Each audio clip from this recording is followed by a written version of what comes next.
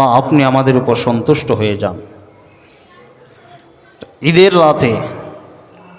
ঈদের রাতে করণীয় আমল। এই যে আজকে ঈদের রাত অত্যন্ত গুরুত্বপূর্ণ একটি রাত।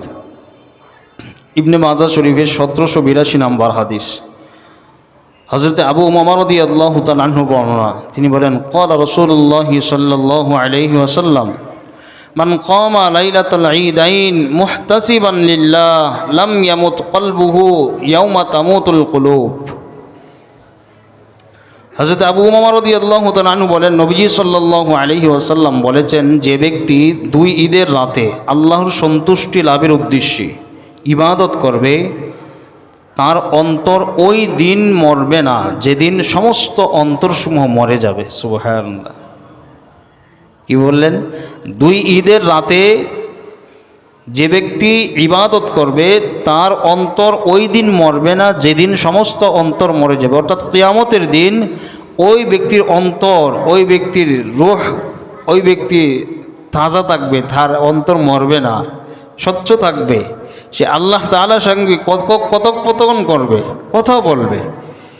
এত গুরুত্বপূর্ণ একটা রজনী আজকে, যে ঈদের রাতে যদি কেউ ইবাদত করে আল্লাহর সন্তুষ্টি লাভের উদ্দেশ্যে, তো আল্লাহ তাআলা তার অন্তরকে জীবিত রাখবেন, দিল মরবে না, দিল জিন্দা থাকবে।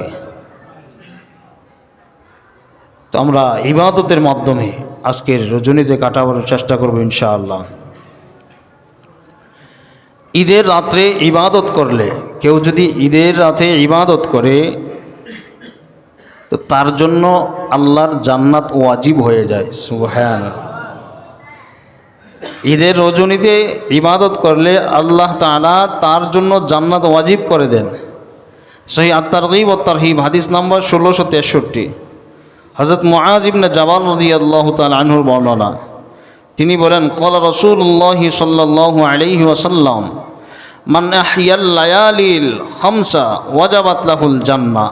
5টা রজনী আছে, এমন 5টা রাত, যে 5টা রাতে কোনো মানুষ যদি রাত্রি জাগরণ করে, ইবাদত করে, আল্লাহ তাআলা তার জন্য ওয়াজাবাত লাহুল জান্নাত, জান্নাতকে ওয়াজিব করে দেয়। সুবহানাল্লাহ। 1 নম্বর লাইলাতুল তারউইয়া। লাইলাতুত তারউইয়া তো জিলহজ মাসে 8 দিন হলে 9ম রজনীতে, অর্থাৎ জিলহজের 8 তারিখ রাতে কেউ যদি ইবাদত করে, লাইলাতুল তারউইয়া কেউ যদি ইবাদত করে